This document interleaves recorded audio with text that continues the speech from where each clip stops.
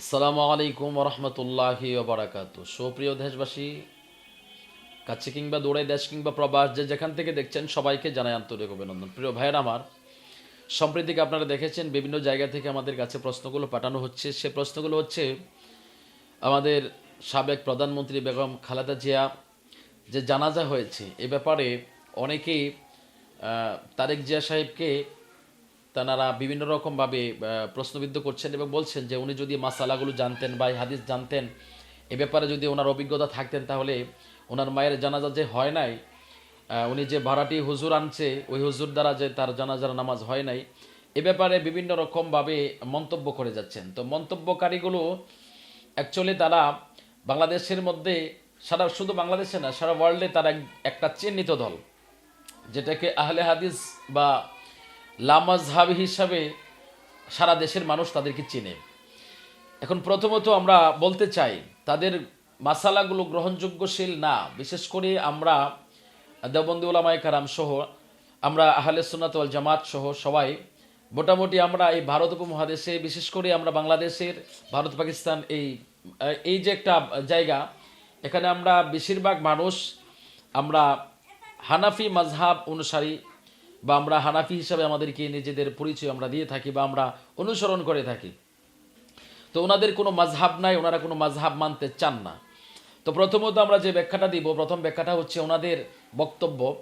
ওনারা বলছেন যে সূরা ফাতিহা নামাজে পড়তে হবে। দেখুন ভাই, আল্লাহ রসুল সাল্লাল্লাহু আলাইহি সাল্লাম এক এক সময় প্রেক্ষাপট অবস্থান বুঝে আল্লাহ রসুল সাল্লাল্লাহু আলাইহি সাল্লাম নামাজ পড়িয়েছেন বা বিভিন্ন রকমের মাসালা বলেছেন, হাদিস বলেছেন। তো আমরা কোনো হাদিসকে অস্বীকার করি না, কিন্তু আমরা নির্দিষ্ট একটা মাযহাবকে অনুসরণ করে যে কোনো একটা হাদিসের উপরে আমরা আমল করি, আর বাকি হাদিসগুলোকে আমরা বিশ্বাস করি, ওইগুলোর উপরে আমরা আমল করি না। এজন্য সূরা ফাতিহা অন্য রেওয়ায়েতে আছে, কিন্তু সূরা ফাতিহা ছাড়াও যে নামাজ হবে, এটা বিশেষ করে হানাফি মাযহাবের যে ফকিগণ ওনারা রায় দিয়েছেন বা ওনারা আমাদেরকে নামাজের নিয়ম কানুনগুলো শিখিয়ে দিয়েছেন, বুঝিয়ে দিয়েছেন। আমরা সেটাকে ফলো করে আমরা কিন্তু এগুলো করতেছি বা আমরা এইভাবে আমরা আদায় করে নিচ্ছি। কিন্তু ওনাদের বক্তব্য হচ্ছে নামাজটাই হয় নাই, বাতিল হয়ে গেছে। মানে ওনারা শুধু ওনাদের পছন্দ মতো যে হাদিস ওনারা পাবেন, ওইটাই মানতে হবে, আর বাকিগুলোকে ওনারা ইগনোর করবে, বাতিল বলে ঘোষণা করবে। যার প্রমাণ আপনারা দেখছেন, ওনারা ঘোষণা করছেন। কিন্তু আমরা কোনো হাদিসকে অস্বীকার করি না, কিন্তু আমরা মাযহাবের ইমামদেরকে অনুসরণ করে যে কোনো একটা হাদিস বা একটা মাসালার উপরে আমরা আমল করি, আর বাকিগুলোকে আমরা বিশ্বাস করি। এখন মাযহাব তো ওনারা মানতে চায় না, কিন্তু আল্লাহ তাআলা কোরআনে বলেছেন মাযহাব মানার জন্য নির্দেশ দিয়েছেন। যেমন আল্লাহ রাসূল সাল্লাল্লাহু আলাইহি ওয়াসাল্লাম হাদিসে পাকের মধ্যে বিভিন্ন হাদিসের মধ্যে আসছে, আল্লাহ রাসূল সাল্লাল্লাহু আলাইহি ওয়াসাল্লাম বলেন এবং আল্লাহর কোরআন বলেন। আল্লাহর কোরআন কি বলেন? বিসমিল্লাহির রহমানির রহিম, ইয়া আইয়ুহাল্লাযীনা আমানু আতিউল্লাহ ওয়া আতিউর রাসূল ওয়া উলিল আমরি মিনকুম। আমি বিস্তারিত আয়াতের ব্যাখ্যা করতে যাচ্ছি না, শুধু উলিল আমরি মিনকুম এর ব্যাখ্যা দ্বারা কি বোঝানো হয়েছে, এর ব্যাখ্যা দ্বারা বোঝানো হচ্ছে উলিল আমরি ও উলিল ইলমি ওয়াল ফিকহি, অর্থাৎ ইলম এবং ফিকহের অধিকারী যারা, তাদেরকে অনুসরণ কথা আল্লাহ তাআলা নির্দেশ দিয়েছেন। সে ব্যাপারে কোরআনের অন্য জায়গার মধ্যে আল্লাহ তাআলা বলেন, ওয়াইদা জাআহুম আমরুম মিনাল আমনি আও বিল খাউফি আযাউ বিহি ওয়ালাউ রুদ্দু ইলা রাসূলি ওয়া ইলা উলিল আমরি মিনকুম লাআলিমাহুল্লাযীনা ইসতামবিতুনাহু মিনহুম। কোরআনের আরো অন্য জায়গায় আল্লাহ তাআলা বলেছেন, বিসমিল্লাহির রহমানির রহিম, ফাসআলু আহলা যিকরি ইন কুনতুম লা তা'লামুন। আল্লাহ তাআলা বলছেন যে তোমরা যা জানো না, যারা জানে তাদের কাছ থেকে তোমরা জিজ্ঞাসা করে নাও। এখন হাদিসে পাকের মধ্যে আল্লাহ রাসূল সাল্লাল্লাহু আলাইহি সাল্লাম এই ব্যাপারে কি বলেছেন? হাদিস হযরতে আনাস রাদিয়াল্লাহু তাআলা আনহু থেকে হাদিস বর্ণিত, যে সাহাবী হুজুর পাক সাল্লাল্লাহু আলাইহি সাল্লামের 10 বছর পর্যন্ত খেদমত করেছেন, এমন একজন সাহাবী, সে সাহাবী থেকে হাদিস বর্ণিত, আন আনাস রাদিয়াল্লাহু তাআলা আনহু ইয়াকুলু সামি'তু রাসূলুল্লাহি সাল্লাল্লাহু আলাইহি ওয়াসাল্লাম ইয়াকুলু ইন্না উম্মতি লা তাজতামিউ আলা দালালা ফাইদা রাআইতুম ইখতিলাফান ফাআলাইকুম বিস-সাবাদিল আ'যাম।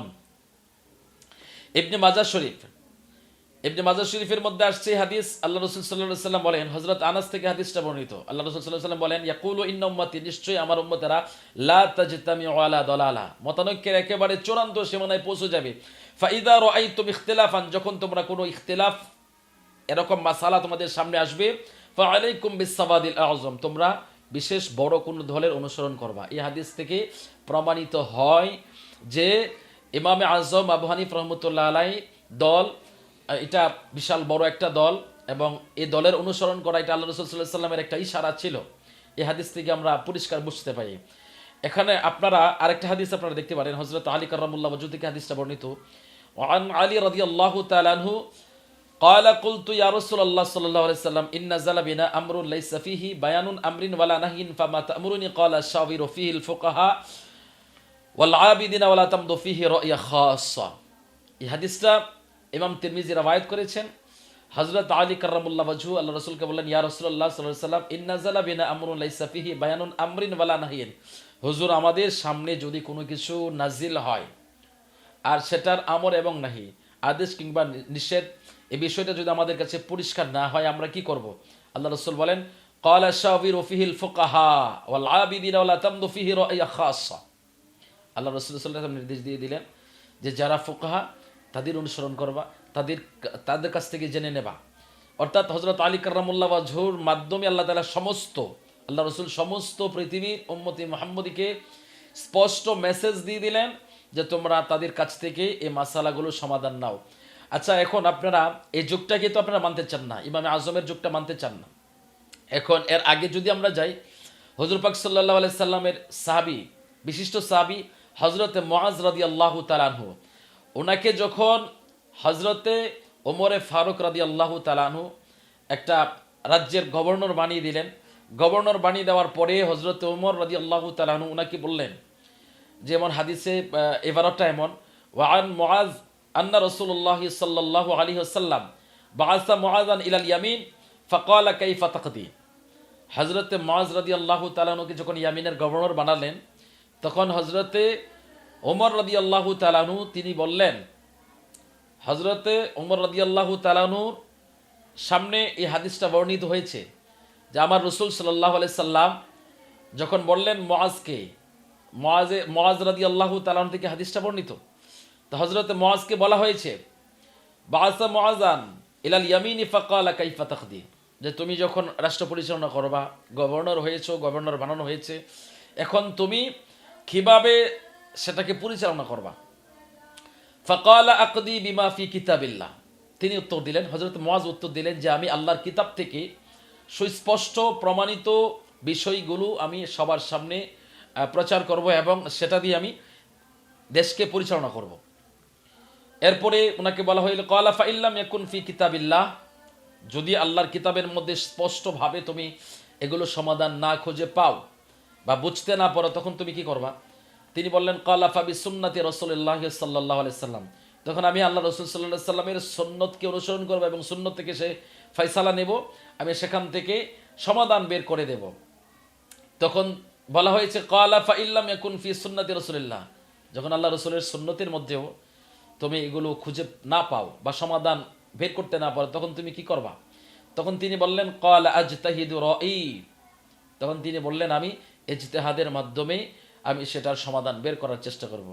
তখন আল্লাহ রাসূল সাল্লাল্লাহু আলাইহি সাল্লাম কি বলেন, ক্বালা আলহামদুলিল্লাহিল্লাযী ওয়াফাকা রাসূলুল্লাহ সাল্লাল্লাহু আলাইহি সাল্লাম লিমা ইউহিব্বু ওয়া ইয়ারদা, তিনি আল্লাহর শুকর আদায় করলেন এবং তিনি বললেন যে আল্লাহ রাসূল সাল্লাল্লাহু আলাইহি সাল্লামের সামনে এমন একজন ব্যক্তিকে আল্লাহ তাআলা দিয়েছেন যার কথা শুনে আল্লাহর রাসূল সন্তুষ্ট হয়ে গেছেন, যাকে আল্লাহ এবং তার রাসূল ভালোবাসেন। তো এখন আমরা এই হাদিসগুলো থেকে যা বুঝতে পারি, আমাদের আহলে হাদিসের ভাইদের প্রতি আমাদের আকুল আবেদন থাকবে এই যে আপনারা যে সমস্ত বিভ্রান্তকর বক্তব্যের মাধ্যমে মানুষকে গোমরাহ করছেন, বিভিন্ন রকমভাবে মানুষদেরকে আপনারা বিভ্রান্ত করছেন, প্রথমত আমরা বলবো আপনাদের মানহাজ ঠিক নাই, কারণ আপনারা কোনো মাযহাবকে মানেন না, কোনো মাযহাবের অনুসরণ করেন না। আপনারা ইমাম বুখারীকে মানেন, কিন্তু ইমাম বুখারীও একজন নির্দিষ্ট মাযহাবের অনুসরণ করে গেছেন, সারা জীবন তিনি ইমাম শাফিঈ রাদিয়াল্লাহু রাহমাতুল্লাহ আলাইহি মাযহাব অনুসরণ করে গিয়েছেন। তো এখন